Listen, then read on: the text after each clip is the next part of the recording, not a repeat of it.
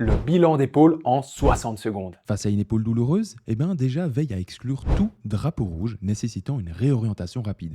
Bon, on va partir du principe qu'il n'y en a pas. Ensuite, demande-toi, y a-t-il eu un traumatisme? Si oui, dans quel contexte? En gros, l'idée est de pouvoir suspecter un épisode de subluxation, de luxation, de fracture ou de déchirure partielle voire totale de coiffe selon le profil du patient, donc son âge, son mécanisme lésionnel, etc.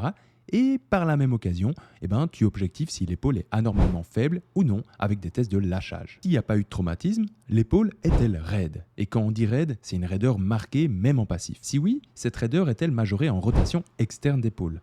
Si oui, selon le contexte, tu pourras penser à la présence d'une capsulite rétractile, d'une omarthrose ou même d'une luxation postérieure d'épaule insidieuse. Attention à pas la louper celle-là. Bon, imaginons maintenant qu'il y ait peu ou pas de raideur. Prochaine question que tu peux te poser, l'épaule est-elle douloureuse? Si oui, est-ce que cette douleur est modulable en jouant sur les bras de levier, sur l'activation de la coiffe, etc. Si oui, bingo, tu tiens de bonnes modalités pour débuter la prise en charge avec le patient. Si c'est pas modulable, questionne-toi quand même sur une implication éventuelle de l'acromioclaviculaire, d'une raideur thoracique ou même de la présence d'une résorption de cristaux calciques pouvant causer de grosses douleurs spontanées au patient. Bon, s'il n'y a pas eu de traumatisme, si l'épaule ne semble pas raide, s'agit-il peut-être d'une épaule instable? Pour suspecter ça, tu devras coupler des éléments clés de l'anamnèse comme des sensations d'appréhension rapportées par les patients, des antécédents de luxation ou de subluxation d'épaule avec des tests orthopédiques décrits pour objectiver cette instabilité. Puis si rien de tout ça ne correspond au tableau clinique, et si ça venait d'ailleurs, par exemple, des cervicales? Ça, tu pourras y penser si des cervicalgies sont décrites, si les mouvements répétés cervicaux modulent les symptômes,